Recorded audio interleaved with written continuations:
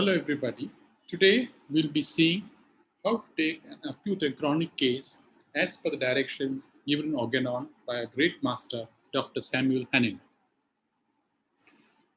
Well, in the last video, I stopped on this slide by saying that please remember that the symptoms and feelings of the patient when he's on medication does not tell us the true picture of the disease. And the true picture of the disease will only be obtained if the patient discontinues the medicine or he tells us feelings or symptoms before starting the medicine. So this is very important.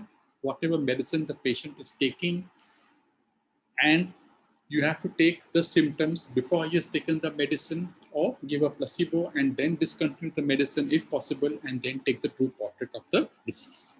So let us see furthermore. So this is only true for a chronic case where the patient is already on medication. So naturally, if the case is chronic, the patient will be on medication for a longer period of time, and therefore the physician must give a placebo in order to notice a true picture of the disease. So as I told you, if possible, you can stop the allopathic medicine and then just give a placebo, wait and watch, and obtain the true picture of the disease. Whereas in acute case of the disease is not of a very, of the disease is of a very rapid origin, then it is quite different. Here, no time must be wasted as urgency is required to treat the case. So also in an acute case, the patient may be on allopathic medication. So do not waste time by giving a placebo or to try and find out the symptoms before the administration of the medicine. Why? Because this is an urgent case, it is an emergency. So you must be satisfied with whatever symptoms you have or whatever symptoms you can elicit. You cannot separate the drug-induced symptoms from the original disease. So in the acute diseases, there's an urgency to treat the patient. There's an urgency to give him relief, and you have to give him relief fast, so that in this case, whatever symptoms are presented by the patient, you have to perceive it correctly, and you will not be in a position to separate the drug-induced symptom from the original disease. Why? Because you will not have the time in your hands. It is an urgency. You have to work fast. You have to get the correct medicine fast. Therefore, the physician must be satisfied with the mixture of symptoms which he gets. That is the symptom of the original disease mixed with the drug-induced symptom. The physician must then prescribe homeopathic remedy so that the patient will be safe from the bad effects of the medicine taken. So whatever symptomatology he has got, it is a mixed symptomatology, the symptom of the original disease plus the drug-induced symptoms. As you can see, it will be a mixture of symptoms. So the physician has to be satisfied with that, and then he has to prescribe a remedy so that whatever bad effects are there because of the allopathic medicine, that can be reduced. Many a times, especially in chronic cases, the patient does not tell us about certain symptoms which were disgraceful in character. Now, this is in a chronic case that the patient may hesitate, or he will feel shy, or he may not tell you about certain incidences or certain symptoms which are disgraceful in character. On careful and skillful questioning, the answer comes up, or when asked when the patient is alone with the physician. So therefore, if you want to elicit the symptoms which were because of a disgraceful character, the physician must ask the patient when he is alone or only in the room. The physician and the patient is there, no attendants, no other doctors are there with the main doctor, or no observers are there with the main doctor, and similarly no friends or no relatives of the patient are there. Only the physician is there and the patient is there. So when privacy is maintained, you can ask an indirect manner so that the patient will then will be obliged into answering such questions. To this belongs poisoning or attempted suicide. So Dr. Henneman says that in cases of poisoning or attempted suicide, this which is of a disgraceful character, the patient may not be wanting to narrate this to the physician. So hence, total confidentiality should be maintained. Only the physician and the patient should be there. Then the patient will be obliged into answering it. Or Dr. Henneman says it could be an infection with the venereal disease or the itch, or patient may have venereal disease, which is again shame to tell you. Or it could be unfortunate love, jealousy, worry, grief, on account of some family misfortune, etc.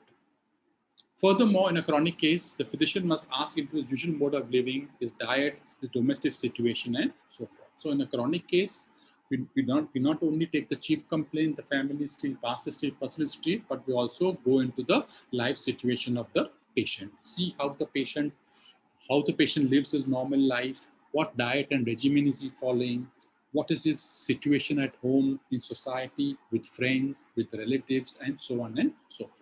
All this must be considered and scrutinized in order to ascertain if they would produce or maintain the disease. So out here, you're looking into a greater aspect of the disease and seeing whether these causes could be maintaining the disease. For if it is present, then the removal would result in a healthy state. So naturally, if some cause is present or if some obstacle is present in the form of a maintaining cause, which may pertain to his mode of living, his diet, his regimen, his domestic situation, and so on and so forth. So if we would just remove them, then probable a healthy state would be obtained. For females, special attention to be given are in the areas of pregnancy, sterility, sexual desire, miscarriage, suckling, and the state of menstrual discharge. So for females also, we have to go into these areas also. And regarding the menstrual discharge, you have to ask more questions like the duration, the quantity, the nature of the discharge, color, and any of the symptoms before, during, or after the menstrual cycle. Thus, in a chronic disease, all symptoms must be carefully weighed according to its importance. So, in a chronic disease, all symptoms must be given weightage and see whether you accept it or you do not accept it, what the patient wants to tell you. It takes a long time to perceive the unmodified picture of the disease. So, naturally, in a chronic case, being mixed up with the allopathic medicine, you are getting a mixed picture. So, in order to perceive the unmodified picture of the disease, it will take a long time.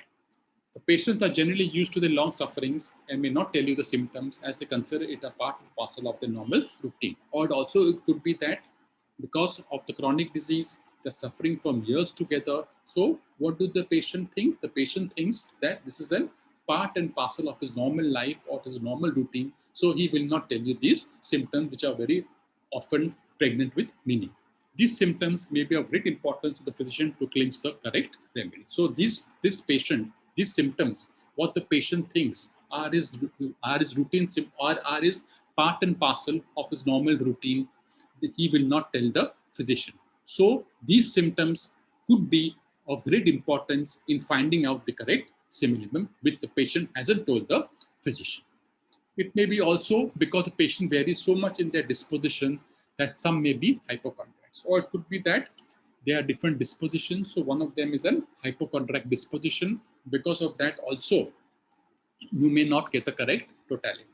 Others may be extremely sensitive so that they portray the symptoms with great intensity in order to get fast relief from the physician. So other patients also, they are extremely sensitive and they will tell you their symptoms so much in great detail so that the physician will give faster relief to them. So they would think that if they would explain to the patient, to the physician correctly, and because of the sensitive nature, they would portray their symptoms as if it is of a great intensity. It may not be of a great intensity, but they portray it as if it's of a great intensity. And why do they do that? Because they would think that if they did this, the physician would give them faster relief. However, the physician must be a good judge and see how much of it is true and act accordingly. So therefore, you mustn't take for granted the face value of the symptoms which the patient is, of what the patient is telling you. Always confirm and judge whether it is right or wrong, whether to accept the symptom or not to accept the symptom. The case is different with insane persons and rascally fingers of disease. However, in cases of persons who are out of the mind or insane persons or who are fearing of disease, the case is quite different. So in such instances, in people who are insane or fearing of disease, they will naturally tell you some symptoms which have no relation to the present situation. So you cannot rely on insane persons or people who are fearers of disease because they will always tell you the false symptoms. Other individuals are of opposite character. They may be lazy or of a mild disposition. However, some patients may be very lazy or they may be of a mild disposition and hence they may not tell you all the symptoms correctly.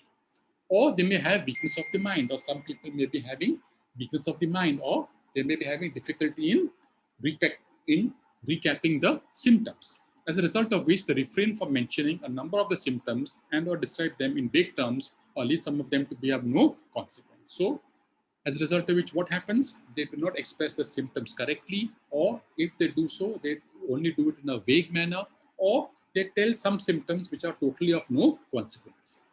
In chronic disease, the suffering of subjective sensations which are felt by the patient have to be taken into consideration. This is also very important that in a chronic disease, the subjective symptoms or subjective sensations have to be taken into consideration. That's very important. Why? Because what the patient is feeling.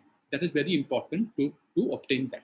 You cannot rely on their friends or relatives or whoever is accompanying the patient, as they very often distort their symptoms. So basically, you cannot rely too much on the persons accompanying the patient, like their friends or relatives, because they often may distort the symptom, or they may often tell you something which is true, half true, or totally not correct. As in acute case, much less time is required to elicit the symptom as the case of a shorter duration, and all symptoms are fresh in the patient's mind. So in acute case, being a shorter duration, the symptoms are fresh in the patient's mind. So hence, less time is required to trace the picture of the disease. And the patient will spontaneously narrate the symptom because it is fresh in the patient's mind. Also, the person accompanying the patient will tell the sensations spontaneously, and whoever accompanies the patient also, they would spontaneously tell you something about the patient. So that's all in this. It's a short video, how to take an acute case, how to take a chronic case, what questions are to be asked, etc. All this are collaborated in the previous video as well as in this video. So please do subscribe to my YouTube channel, Homeopathy Super Sessions by Dr. Jarvis. Thank you very much.